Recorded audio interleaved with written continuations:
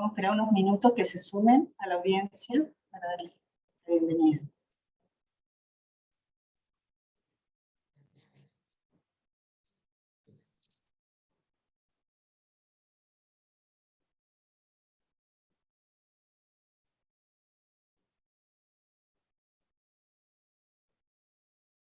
Perfecto. Buenos días, mi nombre es Miriam Gutiérrez, directora de Educación Ejecutiva de la Facultad de Administración y Economía de la Universidad Diego Portales.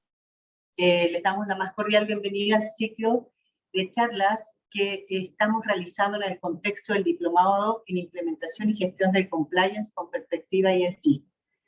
Esta charla que hemos titulado, que es la número 2, que hemos titulado NCG 461, contemplando temáticas de sostenibilidad de manera integral. Estarán a cargo, estarán con nosotros acompañándonos Tamara Agnic, directora académica del diplomado, presidenta de Ticolabora, vicepresidenta de Chile Transparente, directora del Consejo de Banco Estado y directora ejecutiva de promoción a mujeres, entre una gran trayectoria profesional que tiene Tamara. También nos acompaña Alejandra Isberg, socia fundadora de DEVA Chile, ingeniero comercial, máster en Derecho Económico y Comunicación Estratégica, diplomado en Medio Ambiente y está cursando un magíster en Filosofía. Además estará con nosotros Rosita Díaz, que tiene a cargo la admisión del diplomado, que nos va a acompañar durante toda esta charla para atender todas las preguntas y dudas que ustedes puedan tener. Tamara, bienvenida y te dejamos a cargo de esta charla. Muchas gracias, Miriam. Muy buenos días a todos. En primer lugar, quiero darle las gracias a Alejandra Isberg por acompañarnos. La Miriam dijo un par de cositas sobre ella, pero yo les quiero comentar que ella es una seca en esta materia. Ha sido impulsora desde hace ya muchísimos años de la reportabilidad y de tratar de juntar el ámbito financiero con temas de sostenibilidad. Y ella de manera persistente y con mucho ánimo siempre siguió adelante para instalar estas materias en nuestro país. Y por fin la Comisión para el Mercado Financiero la escuchó. ¿Sí o no, Ale? Y ya hoy día tenemos la norma de carácter general 461 que viene a reunir materias que antes eran concebidas como extrafinancieras o más bien de sostenibilidad, que se llevaban aparte en los reportes de sostenibilidad propiamente tal, vamos transitando hacia una obligatoriedad de informar ambas cosas en un solo documento, que sería un tipo de memoria integrada, que es lo que nos dice la norma de carácter general 461.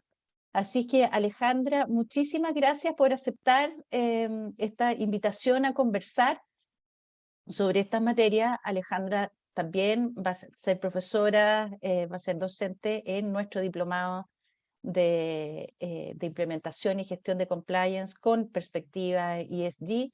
Así que, Alejandra, buenos días y el micrófono ahora te lo cedo. Ya, muchas gracias. Bueno, muy buenos días a todos. Gracias, Tamara, por invitarme a la universidad, por darme la oportunidad de compartir la experiencia. Así que espero que les pueda servir todos mis largos años de trayectoria. Voy a compartir la pantalla. Sí quiero dar un poco de contexto también, tomando como referencia un poco lo que dijo la Tamara, que no se me había ocurrido antes de hablar una presentación, pero tiene razón. Yo soy bastante mayor, aunque a lo mejor ojalá no se note, pero trabajé toda mi vida en el sistema financiero, en la bolsa, en el mercado de capitales, finanzas corporativas, y mis últimos 10 años fue en una clasificadora de riesgo, ¿ya? Y en ese minuto, con el gerente, nos fuimos dando cuenta que estos temas se estaban integrando y había que valorarlos. Primero partieron los de riesgo, los de gobierno corporativo, por temas reputacionales que pasaron en las compañías que tenían que ver principalmente con la gestión de riesgo y la gobernanza. Y había que incorporarlo en la metodología de clasificación. Y después empezaron a aparecer estos temas medioambientales, de sostenibilidad de la comunidad. Y conversábamos cómo esto se iba a unir con lo financiero. Lo veíamos, pero no veíamos muy claro todavía hacia dónde, cómo se iban a unir esos temas. Y ahí partí con este proyecto, con DEVA España, principalmente desde la mirada del reporting, porque en España llevaban en DEVA más de 20 años gestionando reportes de sostenibilidad y memoria, y habían en el fondo asesorado a compañías yendo a una memoria anual integrada. Y ellos en España, hace 15 años en España y 6 años en Chile, nosotros empezamos a medir la reportabilidad de las compañías chilenas a través de una metodología que se llama Informe Reporta, y lo que hace es medir cómo las compañías divulgan y integran la información a ESG. Y en esa primera evaluación que hicimos, que fue hace más de 6 años, nos juntamos con las compañías. De hecho, Tamara presentó la primera vez que hicimos esto, por lo tanto, por eso sabe. Y nos llamó mucho la atención que, aunque existían reportes y existían memorias por un lado, había muy pocas compañías que tenían reporte integrado, probablemente eran una o dos. Nos llamaba mucho la atención que se divulgaba, pero no había una herramienta de gestión ni de integración en estos temas, ni en la estrategia, ni un cuadro de mando director de estos temas. Fundamentalmente era una divulgación en el reporte de sostenibilidad muy desalineado con la estrategia de la compañía. Eso ha ido cambiando en el tiempo. Nosotros seguimos valorando a las compañías chilenas. Primero evaluamos las del IPSA y ahora estamos evaluando a las 70 mayores. Pero creo que todavía hay brechas importantes y principalmente en lo que tiene que ver con los temas de riesgo y con la integración realmente de los temas de la sostenibilidad en la estrategia. Yo creo que todavía ahí nos queda espacio en integrarlo de verdad para no caer en un greenwashing ni comentar cosas que no tienen que ver con el core del negocio. Y eso, bueno, tiene que ver mucho, aquí hay varios que trabajan en compliance y probablemente en los temas de gobierno corporativo, en que esto tiene que venir absolutamente en un directorio que esté convencido y que lo monitoree y que lo gestione súper de cerca, porque si viene desde abajo, esto no funciona. Entonces creo que ahí ustedes, que están fundamentalmente mucho más arriba en la organización, deben controlar y liderar estos temas para que realmente se integren y no terminen las compañías comunicando temas que no están de verdad en su core de negocio y no están bien gestionados, porque si eso las puede hoy día, dada la mirada de los reguladores, las pueden exponer a demanda más allá de. Así que creo que sí tienen un rol clave. Ustedes, muchos de los que están aquí, seguramente desde la mirada del compliance, la gobernanza, y que muchos seguramente contestaron la 385, y hoy día eso se pasó a la memoria, pero con una mirada distinta. Así que bueno, voy a partir un poco. Y en estos últimos años, y fundamentalmente yo creo que los últimos 2 años, se ha visto un tsunami de normativas y regulaciones que han ido cambiando, pero que están bastante alineadas con el camino que tomó el regulador chileno. Así que creo que estamos bien posicionados con la 461, ¿ya? Así que, bueno, voy a contar un poco el contexto internacional, qué es lo que ha pasado. Bueno, ¿por qué se aceleró esto? Y yo pensé que con lo del COVID esto se iba a parar, pero probablemente se aceleró más.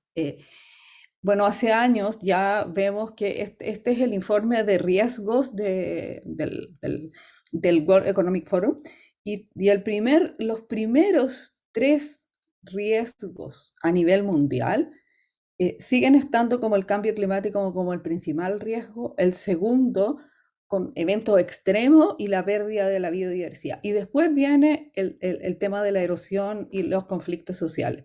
O sea, esos 4 son los primeros son 3 riesgos medioambientales y el cuarto es un riesgo fundamentalmente que tiene que ver con los temas sociales, ¿ya? Por lo tanto, tenemos 13 riesgos que están relacionados con el cambio climático y que pueden tener obviamente impacto en el crecimiento, y que va a afectar obviamente que el cuarto y la calidad de vida y las enfermedades infecciosas. O sea, probablemente el primero tiene efecto en los otros, entonces por eso es tan relevante. Bueno, hay algo que se logró en la reunión, pero vemos que probablemente vaya que ser mucho más fuerte en estos compromisos, porque entre la guerra de Ucrania y otros temas que han pasado podemos atrasarnos en lo que hay que avanzar para llegar al objetivo del 1,5 grados Celsius establecido en el Acuerdo de París. Porque esta transición energética todavía no hay un acuerdo de los distintos países para que se haga de manera ordenada. Hay acuerdos, fundamentalmente a veces uno revisa en distintos países de América Latina, en decir voy a llegar a esto, a cero emisiones en el año 2030, pero no está claro cómo se va a llegar, qué se va a hacer. Probablemente cuando uno revisa las normativas, los gringos son más ordenados y probablemente ellos sí tienen esto en la regulación. En cambio acá hay declaraciones de intenciones, pero no, mientras no esté en la regulación no está claro cuál es el camino. Entonces creo que aunque vemos mucho compromiso, pero hay pocas acciones concretas y regulatorias que nos permitan mirar hacia dónde va. Bueno, esto llevó a que los inversionistas, especialmente BlackRock, que hace bastante tiempo ya estaba dándose cuenta de la importancia de los temas de sostenibilidad o de cambio climático, ellos ya han declarado que esto finalmente, tal como lo dice BlackRock, dice que esto está cambiando rápido y creemos que estamos al borde de un cambio estructural en la finanza. O sea, vamos a ver, los que venimos del mundo financiero, una mirada de las finanzas, un pre y un post en esta integración de los temas ASG, que ya no son extrafinancieros, son financieros. Entonces, por lo tanto, esto va a ser un cambio relevante en el mundo de las finanzas, ¿ya? Y ellos han promovido, de hecho, fuertemente, los que fueron los que invirtieron y los que han promovido el estándar SASB TCFD. En 2 o 3 cartas anteriores a esta, BlackRock ya se la había mandado a los principales gerentes de sus empresas diciendo que ellos no iban a invertir en compañías que no divulgaran con SASB y TCFD, o que iban a colocar, porque tampoco se pueden salir, directores que promovieran y que controlaran estos temas en esas compañías. O sea, en las que no se pudieran salir iban a colocar directores que se preocuparan de monitorear y de controlar que esto se hiciera, ¿ya? Y esto lo establecieron ellos para todos sus fondos. O sea, ellos no tienen fondos que no sean ASG. Todos sus fondos siguen esto. De hecho, BlackRock invirtió en una herramienta que mide el riesgo del cambio climático en cada una de sus inversiones, porque no esperaron a que la regulación se lo diera. O sea, ellos están midiendo este tema en sus inversiones, en sus propias carteras, ¿ya? Por otro lado, también BlackRock ha promovido que esto está muy relacionado con el propósito de las compañías, porque una compañía tiene que tener un propósito o un motor que la mueva a generar productos que sean sostenibles o que aporten valor al mercado y que no dañen o que no vayan mitigando el medio, quedándose con parte del medio ambiente. Aquí yo siempre pongo un ejemplo de Philip Morris, que una compañía que hace 4 años producía tabaco, que lo que hace es que mata a las personas, y la compañía en los últimos 3 años se transformó sus estatutos, y hoy día la compañía va a generar o va a producir productos que lo que hagan es mejorar la salud de las personas. O sea, la compañía dijo, yo no puedo seguir produciendo y vendiendo algo que mate a las personas, y se dedicó a cambiar su propósito, su misión, para poder ser sostenible en el largo plazo. Y la compañía se transformó absolutamente. Si ustedes después pueden ver su página, y ellos generaron hace 3 años un reporte integrado con la persona que es el fundador del reporte integrado, que se llama Robert Eccles, y él asesoró a esta compañía este gran cambio de su mirada y su propósito, ¿ya? Porque él dijo, no puedo hacer un reporte integrado de una compañía que está vendiendo tabaco que mata a la gente. Tenemos que repensar hacia dónde vamos y repensar una compañía que sea sostenible. Hizo todo un trabajo largo de 3 años, así que ustedes lo pueden ver en la última junta de accionistas y en la última memoria ellos ya están produciendo temas que lo que van a hacer es mejorar la salud de las personas. Por lo tanto, tal como dice BlackRock, el propósito es el motor de la rentabilidad a largo plazo, ¿ya? Y claro, ahí cuando nosotros vemos las compañías chilenas, creo que cuando nacieron, que fue hace como algunas hace 60 o 70, 80 años, ya sus fundadores no están, muchos ya murieron, pero probablemente que cuando las fundaron fue con un motor de ayudar a la sociedad, de solucionar un problema, pero creo que a veces eso se ha ido perdiendo en el tiempo y si uno les pregunta cuál es su motor, qué es lo que quieren aportar a la sociedad, se les ha ido olvidando, se ha ido quedando en la rentabilidad, en el EBITDA, que tengo que ganar plata para los accionistas, pero el cómo lo hago y por qué lo hago se ha ido perdiendo, ¿ya? Y eso es lo que tienen que volver a reencontrar las compañías, porque eso es lo que les va a dar el compromiso de sus colaboradores, el compromiso de la comunidad, el compromiso de todos para querer trabajar ahí y que la compañía sea valorada, creída y aceptada por su comunidad, ¿ya? Bueno, ¿qué es lo que ha ido pasando? Probablemente ustedes han visto muchos de estos códigos por distintas partes, distintos estándares. El que todos conocen para los temas de sostenibilidad era GRI, ¿ya? Que era el estándar más usado en los reportes de sostenibilidad, ¿ya? ¿Qué es lo que nos decía? Es sobre qué métricas teníamos que hablar, ¿ya? Y ese es el usualmente, yo te diría que se usaba en las memorias integradas y en los reportes de sostenibilidad. Entonces, para dar un poco de contexto y ordenar las cosas, de repente uno ve un montón de códigos y logos y no entiende mucho en qué lugar está cada uno. Los ODS son principios a los que las compañías se adhieren voluntariamente y aportan. Y cada país los baja en función de la realidad de cada país. Probablemente la Margarita Dutti ha elegido algunos que son relevantes para Chile y cuando las compañías se adhieren, aportan y trabajan dentro de lo que es su estrategia de negocio en aportar a ciertos ODS. Por otro lado está PRI, que no tiene que ver con los emisores, sino que tiene que ver con los inversionistas, a los cuales los inversionistas se adhieren voluntariamente a seguir una inversión responsable o sostenible y a incorporarla en sus procesos. Pero son marcos a los que las compañías se adhieren voluntariamente y no te obligan y te dan un marco de referencia, te dan un marco de referencia en el cual actuar, pero no todos los que tienen firmado PRI actúan de la misma forma, ni todos los que tienen los ODS los trabajan de la misma manera, ¿ya? Son bastante abiertos. Por otro lado están los marcos de referencias de divulgación de la memoria. Y ahí tenemos fundamentalmente dos estándares de divulgación que te explican cómo contar algo, cómo yo estructuro este relato. Integrating Reporting habla de cómo yo cuento la integración de los temas de sostenibilidad y los temas financieros y te explica cómo contarlo, ¿ya? Lo más relevante, lo central de una compañía que quiere usar el modelo de Integrated Reporting es que su estrategia de negocio tenga integrado los temas de sostenibilidad. Si yo tengo una estrategia de sostenibilidad y una estrategia de negocio aparte, probablemente me va a costar mucho estructurar una memoria integrada, porque no voy a tener lo relevante del relato que esté integrado en los pilares estratégicos de la compañía, ¿ya?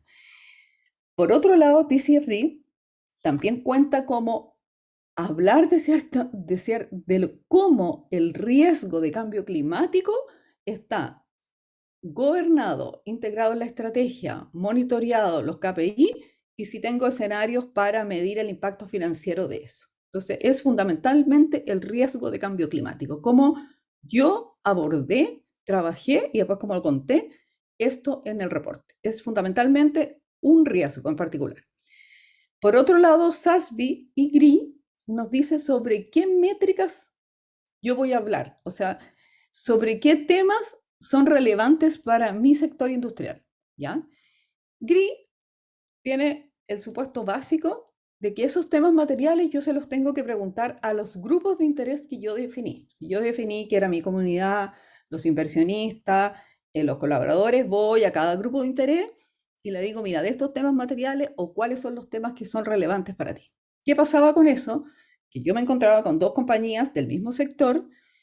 Una probablemente podía tener 20 temas materiales, otra probablemente tenía 5, y no se cruzaban estos temas materiales. Yo podía tener 2 empresas del sector eléctrico o 2 empresas del sector financiero y que estuvieran divulgando distintos temas y además con distintos KPI. Entonces, ¿qué pasaba con eso con los inversionistas? Que no podían comparar. Entonces, y tenían información poco granulada, calculada de distintas formas. Y eso llevó a que BlackRock invirtiera y creara SASB. SASB es una organización sin fines de lucro creada y financiada principalmente por inversionistas, por ex personas que trabajaban en la SEC en Estados Unidos, y ellos durante 7 o 8 años estudiaron todos los sectores industriales y dijeron, desde el punto de vista mío como inversionista y desde el punto de vista del negocio, yo quiero que usted me divulgue estos temas materiales porque son aquellos temas materiales que me pueden afectar o son materiales desde el punto de vista financiero, no desde el punto de vista de la comunidad. SASB habla de los temas materiales desde el punto de vista financiero. Entonces ahí sale este tema de la doble materialidad. SASB mide la materialidad financiera y GRI la materialidad social o de mis otros grupos de interés. Entonces probablemente sean complementarios. ¿Qué fue lo que tomó el regulador en Chile? Fue la de SASB, porque ellos se deben a los inversionistas y no a la comunidad ni a la sociedad. El regulador debe velar porque la información que se entregue entre los emisores a los inversionistas sea transparente, fidedigna, válida y confiable. Solo eso. Entonces, en ese rol tomó SASB y TCFD, que está dentro de la norma, y se habla de eso como voluntaria, pero si uno lee la norma está absolutamente integrado, excepto el tema de los escenarios, ¿ya? Por otro lado, CDP y CDSB son estándares que miden la divulgación de cambio climático o agua, pero no son estándares de divulgación, sino que ellos entregan un ranking, que de hecho se paga, ni siquiera las compañías lo tienen que pagar, y los que lo quieren ver también tienen que pagarlo. Entonces es un ranking, un rating, digamos, de una nota de cómo yo gestiono los temas, ya sea de emisiones o de agua o de cambio climático, ¿ya? Por otro lado, tenemos otros índices, esos son específicamente que ven ese tema, como MSCI, Sustainalytics, Russell, Dow Jones. Son índices que valoran a las compañías para que estas compañías puedan tener una nota y en función de esa nota entran a un índice y los inversionistas lo compran, ¿ya? Excepto Sustainalytics, que lo que hace es medir desde la mirada de riesgo.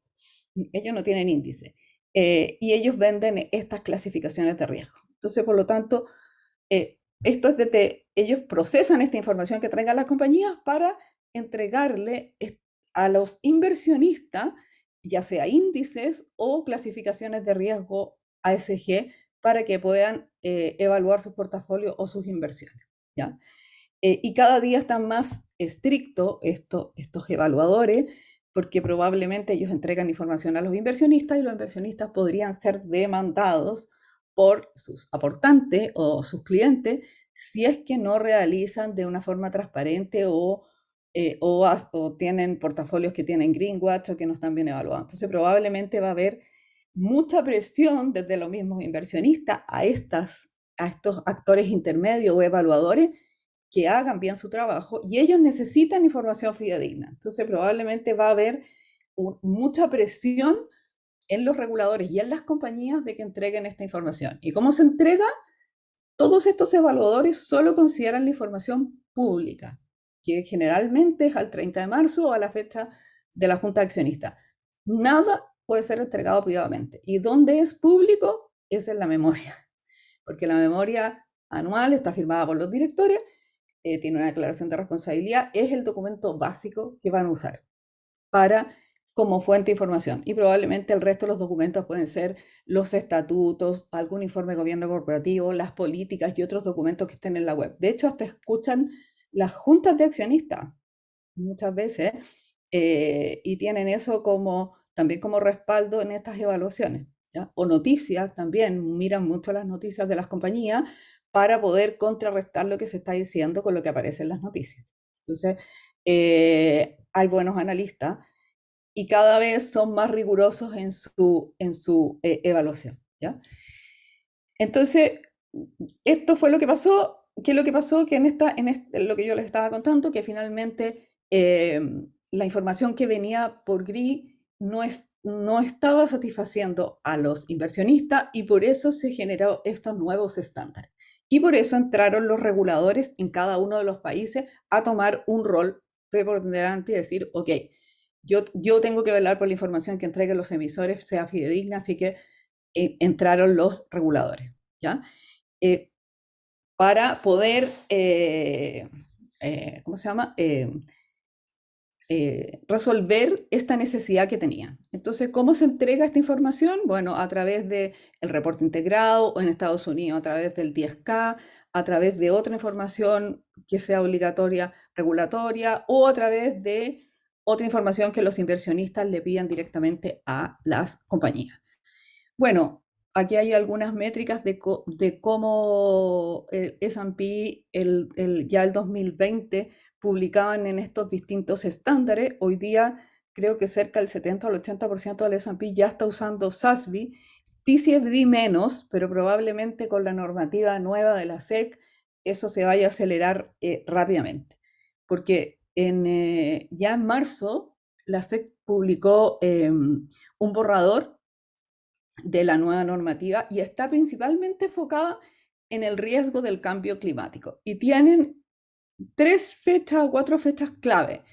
O sea, ya en febrero del 2024, todas las compañías que reporten a la SEC deben, de acuerdo al ejercicio fiscal 2023, incluir las emisiones del alcance 1 y el alcance 2, conforme a TCFD principalmente.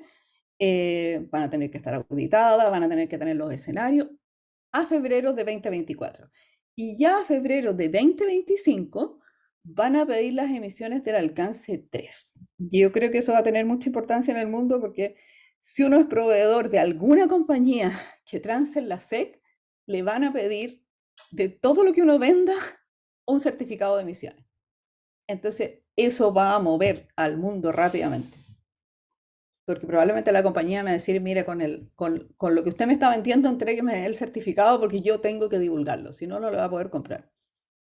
Entonces probablemente no, entre el 2024 y 2025, a todas las compañías que son proveedores van a tener que medir esto, ¿ya? Entonces yo creo que ahí tenemos un desafío grande en Chile con las medianas, con las pymes y con todo el resto que no tienen muchos recursos y que probablemente vaya que hacer alguna alianza entre universidades, el gobierno, el Estado para apoyar a muchas compañías que venden, que son proveedores, que probablemente no tienen la capacidad de hacer esto, ¿ya? Entonces creo que ahí hay un espacio de apoyar y trabajar en los próximos años, ¿ya?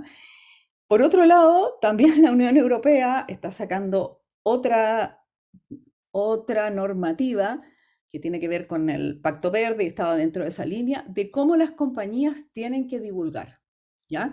Y ya también el 1 de enero de 2024 tienen que partir, y esto rige para todas las empresas de la Unión Europea, o sea, todas las compañías que estén dentro de la Unión Europea, ya sean pymes o no. Entonces, pero a diferencia de la normativa de la SEC, que es fundamentalmente TCFD y cambio climático, esta es parecida a la normativa chilena porque toca temas de gobernanza, de riesgo, de cambio climático, es mucho más exhaustiva, mucho más profunda, y esta todavía está en proceso de aprobarse. Probablemente salga este año, ya en agosto, la aprobación del texto definitivo, ¿ya? Es bien exigente y además obliga a las empresas que carguen todo en esto en XBRL para que la Unión Europea pueda empezar a sacar métricas y pueda hacer seguimiento a los distintos indicadores, porque esta sí apunta a temas ya de diversidad de género, los temas de derechos humanos, viene la obligatoriedad del due diligence de derechos humanos, hay muchos temas que están acá desde la mirada más europea, ¿ya? Y claro, ellos estaban incorporando GRI, Estados Unidos no lo incorporó, ¿ya? Eso. Por otro lado, vino un gran cambio y uniones y fusiones de estos estándares, y la información del ISSB se unió con Value Foundation, que era la asociación entre SASB y Integrated Reporting. ¿Para qué? Para poder integrar la información de sostenibilidad en IFRS. Y esos borradores ya acaban de salir, ¿ya? ¿Y qué es lo que tienen estos borradores? Es el tema cómo se divulgan los términos de gobernanza y en los temas de materialidad por cada uno de los sectores que se consideró a SASB. Eso ya está publicado y ya hay fechas próximamente hay fechas en que esto va a partir. Entonces, esta transición que nosotros veíamos de los temas extrafinancieros de sostenibilidad en los temas financieros, ya estamos a puerta de que parta. Entonces, ya esto debe estarse integrando y independiente de lo que la CMF nos esté obligando a divulgar, yo creo que ya hay que empezar a mirar estos borradores porque va a haber un plan de trabajo respecto a cómo se va a empezar a aplicar IFRS, ¿ya? Y eso ya va a ser absolutamente financiero, ¿ya? Y por otro lado, ya GRI también firmó un acuerdo con IFRS o Integrated Report para que en realidad estén todos alineados en un solo marco. Así que probablemente esto ya va a pasar solo a norma financiera y estamos en este proceso de transición. Ahora la CMF yo creo que fue bastante visionaria porque tomó a SASB, que finalmente son los estándares que van a quedar son los estándares que van a quedar en IFRS, ¿ya? Bueno, en este contexto nos pasamos un poco al tema de la norma de la CMF, y aquí hubo un tema que se discutió mucho en las mesas de trabajo con el regulador, que era justamente este tema de la materialidad financiera o la materialidad social y medioambiental de GRI. Pero finalmente el regulador optó por la materialidad financiera, que es la materialidad que se define en IFRS. Son aquellos temas que son relevantes para el negocio y sobre esos temas son los que yo debo divulgar, ¿ya? Eso, y hay, no sé, y en este contexto está el marco de la norma 461, que probablemente los temas de gobierno corporativo, varios vienen de la 385, y todos los temas de los indicadores vienen de SASB, y el resto es una mezcla de la norma 30 anterior. Así que eso, ya Tamara, así que ahora podemos hablar. Bueno, muchas gracias, Ale. Yo también les voy a compartir, si quieres dejas de compartir tu pantalla, Ale, para yo compartir la mía. Pero antes que todo, yo creo que el principal mensaje que nos deja la Alejandra es la necesidad de ir mirando las empresas como un todo. Si bien la 461 tiene el enfoque del regulador financiero y por lo tanto su público principal son los inversionistas, eso no significa que los otros públicos también sean relevantes para obtener la legitimidad social que requieren las empresas, las organizaciones. Entonces, claro, la 461, la memoria financiera de las empresas que emiten valores o que están abiertas en la bolsa, el principal instrumento de comunicación está ahí, en la memoria, en lo que está regulando la 461. Pero eso no significa que no puedan existir otras vías de comunicación y de divulgación que muchas veces puedan ser igualmente relevantes. ¿Ah? Aquí el foco está puesto en los inversionistas. Ahora, para ser coherente, y tú lo dijiste muy bien, Ale, el tema del propósito. O sea, si es que definimos un propósito única y exclusivamente porque suena bien o porque es lindo, pero no somos consistentes con el resto del accionar dentro de las organizaciones, la verdad es que nos empezamos a meter como en un zapato chino, porque empezamos a complejizar cuestiones que, si bien se ven como con mucha información, debiesen ser bastante más simples si es que nos ceñimos estrictamente a la definición del propósito de cada organización. Entonces, solamente como para entregar un par de elementos más y animarlos a que hagan sus preguntas a través del chat. Bueno, este ciclo de charlas, esta es la segunda y la próxima semana vamos a tener una tercera. Está en el marco de este diplomado de implementación y gestión de compliance con perspectiva ESG. Y esto es algo que, así como la Ale, les decía yo, lleva muchos años insistiendo con estos temas, también he de decir que yo hace muchos años que venía insistiendo en la necesidad de mirar a la sostenibilidad no como algo, el desarrollo sostenible, no como algo ajeno a las prácticas de cumplimiento. Es más, recuerdo hace ya, no sé, algunos años, donde lo planteo en una audiencia y muchos se me vinieron casi al cuello diciendo, pero no se pueden juntar lo de sostenibilidad con compliance porque tiene objetivos distintos. Para nada. El objetivo tanto de la sostenibilidad como de el compliance es el cumplimiento del propósito, es el negocio, es la estrategia, y por lo tanto sí o sí deben ir unidos. Y solamente para recordar qué es el desarrollo sostenible, es aquel que satisface las necesidades del presente, pero sin comprometer a las futuras generaciones, garantizando el equilibrio entre el crecimiento económico y el cuidado del medio ambiente y el bienestar social. Aquí lo que en algún minuto se empieza a poner sobre la mesa, fundamentalmente empujado por las Naciones Unidas, es que el desarrollo económico está muy bien, pero no cualquier desarrollo económico. Y esto no había sido tan urgente hasta que no puso el pie forzado los inversionistas a través de esta sigla ESG, que es muy pegadora, que es muy buena porque permite ir ordenando, pero no es otra cosa que lo que ya veníamos conversando incluso desde la década de los 80. ¿Y cómo definimos el compliance? Simplecito, hacer lo correcto. Eso resume en pocas palabras la idea esencial. ¿Y eso para qué? Para recuperar la confianza que necesitamos tener en nuestro entorno, inversionistas, comunidades, proveedores, contratistas, en fin. O sea, para recuperar la confianza que necesitamos para dar garantía y, por el otro lado, tener la legitimidad social. Porque si no, las empresas morimos.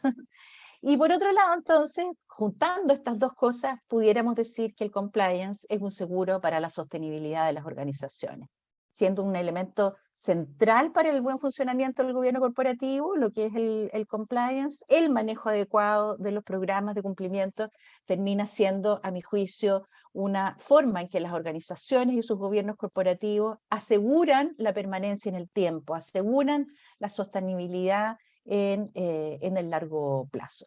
Y aquí solamente rescatar, bueno, la 461 tiene un índice, ¿verdad?, con distintas temáticas, y mostrarle una partecita, que es la parte del capítulo 8 sobre indicadores, donde esto no es nada más que la CMF, a través de esta norma, está pidiendo que se informe la existencia de sistemas de cumplimiento o sistemas de compliance.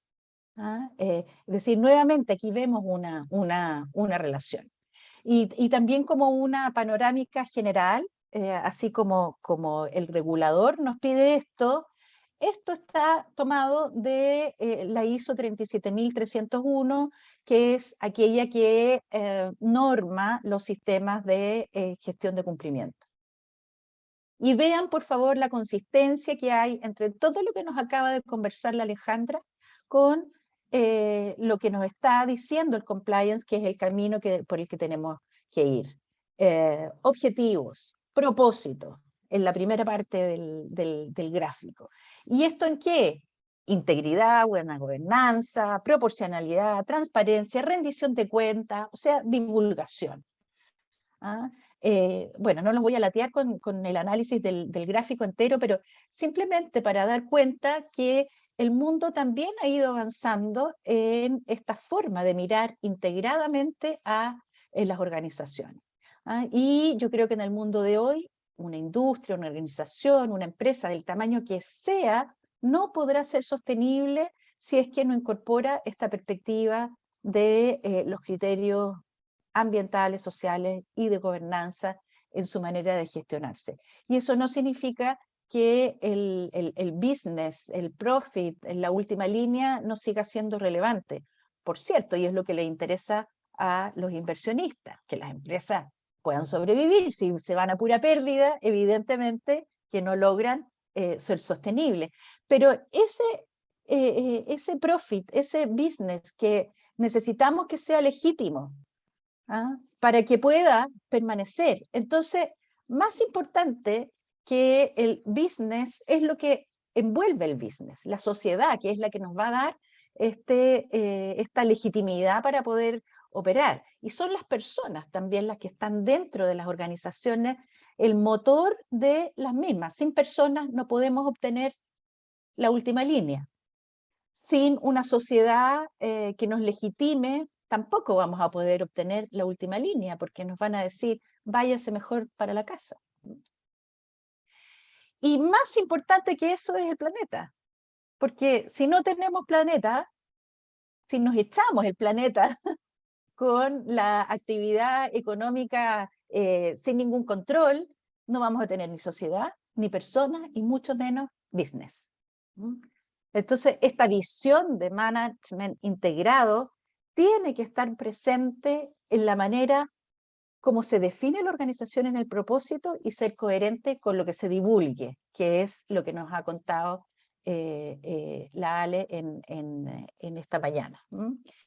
Y una especie de resumen, ¿no? Para asegurar el impacto. ¿Para qué estamos haciendo todo esto? ¿Para qué la 461 nos dice que tenemos que divulgar y hacer, y nos marca la línea, la pauta de cómo gestionarnos internamente? Bueno, porque tenemos que asegurar un impacto positivo en el medio ambiente de parte de los que legítimamente aspiran, o sea, legítimamente desempeñan actividad empresarial. Pero también es fundamental que atiendan las necesidades de sus distintos grupos de interés, de sus distintos stakeholders. O sea, no podemos ser ciegos a cómo estamos gatillando cosas buenas o cosas malas en nuestra cadena de valor, por ejemplo, en nuestra cadena de suministro, con contratistas, con proveedores, en fin. ¿Ah? Y eso también tenemos que asegurar este valor para la sociedad con buenos sistemas de gobernanza, ¿cierto? O sea, cómo divulgamos, cómo informamos. ¿Y esto qué es? No es otra cosa que el ASG. Y eso, si es que somos de alguna manera coherentes, si es que somos coherentes en la aplicación de esas tres variables, casi de manera natural se debiese dar una rentabilidad y crecimiento como resultado. Pero algo que envuelve todo esto es una cultura de integridad, o sea, cumplimiento, compliance. ¿Ah? Y aquí un titular de no hace mucho tiempo, el Diario Financiero, donde aquí Cristiana Figueres menciona, una empresa que aún cree que hay un conflicto entre ganancia y sostenibilidad, está en el pasado, está en el siglo XX. No debiese haber ningún conflicto entre una empresa que hace las cosas bien, que hace lo correcto, y la obtención de ganancias. O sea, eso totalmente consistente con este cuadro resumen en que casi de manera natural debiésemos tener un buen resultado, sobre todo persistente en el tiempo. Y bueno, como les mencionaba, que este ciclo de charlas está enmarcado en el Diplomado de Implementación y Gestión del Compliance. Comentarles que vamos a dar inicio el 9 de agosto. La Rosita Díaz, que nos está acompañando también esta mañana ahí tras bambalina, está muy atenta. Les dejo su correo electrónico por si quieren obtener más información acerca del diplomado. Este diplomado es único en el mercado chileno, no hay. Van a encontrar muchos diplomados de sostenibilidad, de temáticas específicas en el ámbito de la sostenibilidad y muchos diplomados en compliance. Y está muy bien, pero ahora tenemos que ser capaces de integrarlo para llegar a esta visión que nos una desde el propósito. Y básicamente los módulos que contiene el diplomado están puestos ahí, un contexto general acerca de lo que ha sido el desarrollo de la sostenibilidad y cómo se ha ido modificando esta relación empresa-sociedad, porque en esto también hemos ido evolucionando. En el pasado, no sé, las empresas eran muy puertas adentro, era producir, no importa cómo, y nunca se cuestionaba siquiera. Pero para eso necesitamos también entregar herramientas de gestión para poder lograr esta sostenibilidad en temáticas de gobierno corporativo, ESG, qué sé yo. Ahí están los 5 módulos en los cuales se enmarca el diplomado. Así que están cordialmente invitados. Ahora vamos a pasar a ver si es que tenemos algunas preguntitas. A ver. Vamos a ver. ¿Cree que con la implementación de esta normativa y la integración de la información financiera y no financiera se va a generar realmente valor o ya está generando valor para las empresas en el largo plazo? No sé, Ale, si tú te quieres aventurar.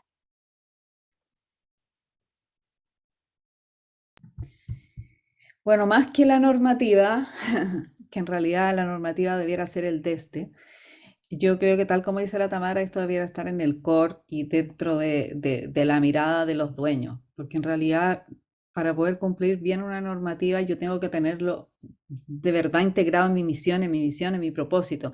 Y la normativa pasa a ser una lista de check que son el desde el mínimo que yo debiera cumplir. Entonces, obviamente que una compañía que sí se ha cuestionado estos temas, que sí lo está trabajando, está generando valor en el largo plazo, pero no la que cumpla la normativa solo por cumplirla. Esa no va a generar valor. Hay que sentarse a pensar cómo estos temas en el directorio, cómo yo de verdad me puedo comprometer, cuál es mi visión, cuál es mi propósito, qué yo estoy aportando a la sociedad, en qué estoy dañando a la sociedad, cómo le estoy aportando a mis grupos de interés, por qué tengo reclamos de la comunidad. Si lo tomo desde ese punto de vista, me cuestiono y hago un plan de trabajo de verdad desde ese punto de vista, la norma la voy a cumplir fácilmente. Si solo me preocupa hacer un checklist de la norma, probablemente no va a generar valor.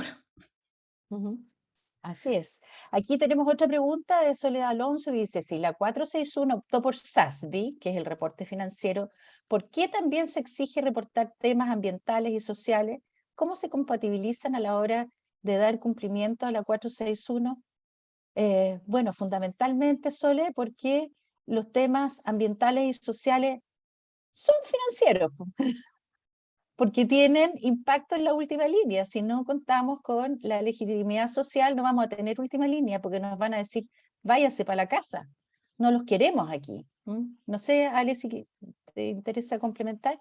Mira, lo que pasa es que si uno mira la norma 461, hay temas que son transversales para todos los sectores industriales y que son temas que el regulador quería independiente del sector en que estuvieran. Los temas de compliance probablemente, los temas de dotación, los temas de brecha salarial, los temas de las sanciones, bueno, y otros que venían de la norma anterior que se mantuvieron, los hechos esenciales, temas de remuneración de los directorios, remuneración de los ejecutivos, lo del comité de directores y varios temas que venían de la 385 que se integraron acá, ¿ya?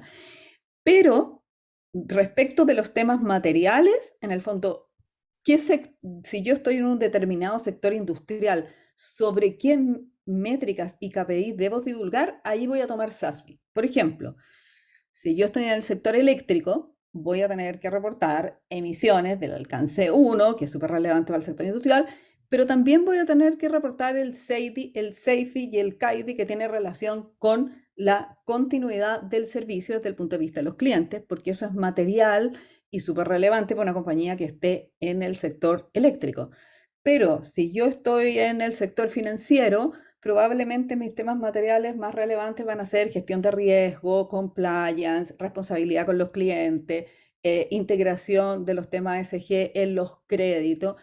Entonces, esos temas los va a tener que reportar un banco y el otro los va a tener que reportar una compañía del sector eléctrico. Entonces, ahí está la complementariedad de la norma 30, que es transversal para todas las compañías, o sea, la norma 461, que tomó temas de la 385, la norma 30, que son transversales para todos y otras cosas que al regulador le interesaba saber.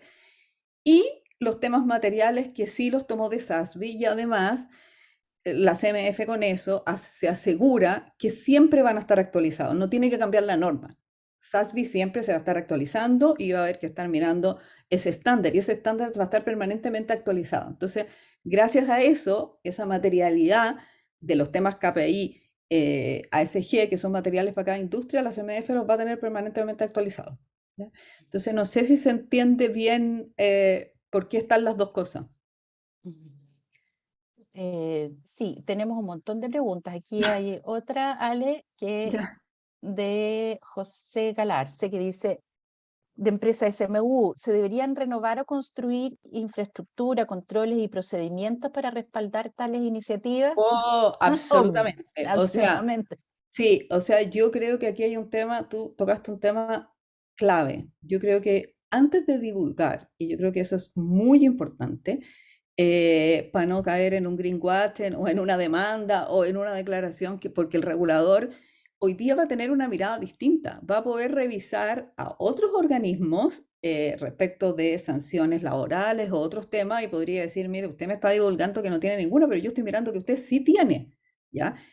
Y como conversamos con la Tamara, eso eventualmente puede ser, ¿cómo se dice, Tamara? Tú dijiste como, Un delito que incluso es precedente de lavado de activos, que es presentación de información falsa al mercado. O sea, tenemos que ser muy cuidadosos a la hora de informar. Ahora, lo que nos está pidiendo el regulador no es que digamos que se tiene todo lo que deseable, que se diga que lo que no se tiene, no se tiene nomás. ¿Ah? Porque claro, si se llega a decir que se tiene y realmente no se tiene, es que estamos engañando al mercado. sí. Bueno, Eh, ahí la Tamara tomó un tema súper relevante, porque, y también hay otra pregunta, ¿qué debo contestar o no desde el punto de vista que tengo o no tengo? Yo creo que aquí es relevante que las compañías levanten sus brechas, establezcan un plan de trabajo, ya sea un cuadro de mando, lo que sea, y sobre eso vayan trabajando los temas y le vayan contando al regulador que, no obstante, no tengo todo, porque nadie puede tener todo de un día para otro y eso uno lo entiende y esto implica recursos, hay compañías medianas, grandes, pero sí lo que estoy haciendo es trabajando para avanzar en estos temas. Y lo que debo contar es que esto se integró, se está trabajando, se está levantando un sistema de medio ambiente. En un año más este sistema estará levantado, en ese minuto tendremos las métricas, cuando tengamos las métricas vamos a tener compromiso y vas contando lo que vas avanzando. Y lo más relevante de esto es que hay que integrar al directorio en este avance de los temas y después sobre lo que yo esté seguro, lo divulgo. Pero sí es importante que no diga no, no porque no quiero, no porque el director ha considerado que no es relevante, no, yo creo que es más relevante decir, no, no, no lo tenemos, lo estamos trabajando y tenemos un plan de trabajo y dentro de los próximos 1 año, 2 años, esto se va a divulgar en la medida que se tenga la información de la forma que la compañía le parece relevante o verificada para poder divulgarla.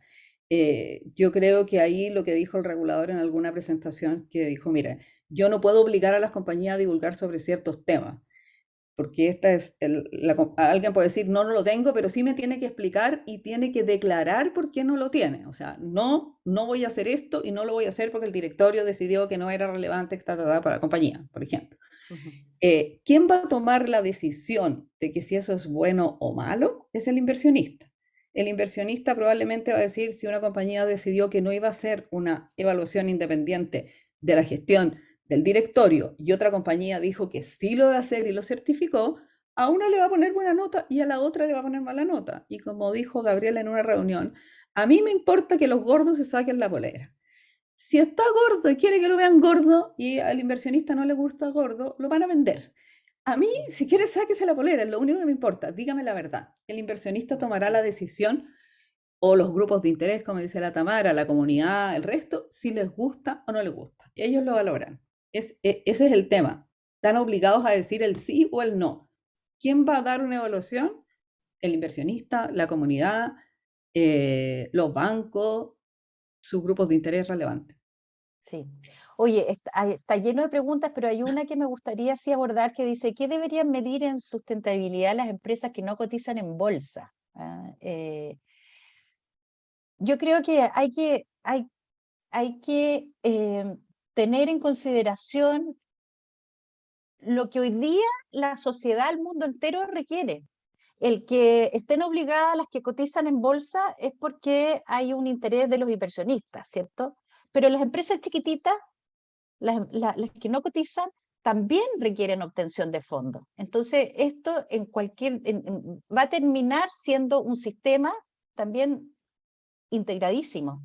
Y los bancos a la hora de, por ejemplo, evaluar el otorgamiento de un crédito, van a tener que empezar a preguntar, hay algunas que ya lo han hecho, bueno, si miramos Europa, lo más probable es que sí, a empezar a preguntar cómo están estas variables, ¿ah? ¿Cómo está la cadena de suministro? ¿Cómo está la cadena de valor de las organizaciones? ¿Se están transgrediendo derechos humanos? ¿Cómo están, qué sé yo, las emisiones? ¿Estamos atentando o no estamos atentando contra el medio ambiente? Es decir, la línea ya está trazada, el horizonte, la pauta está trazada en esta norma de carácter general 461, por más que no aplique a las empresas que no cotizan en bolsa.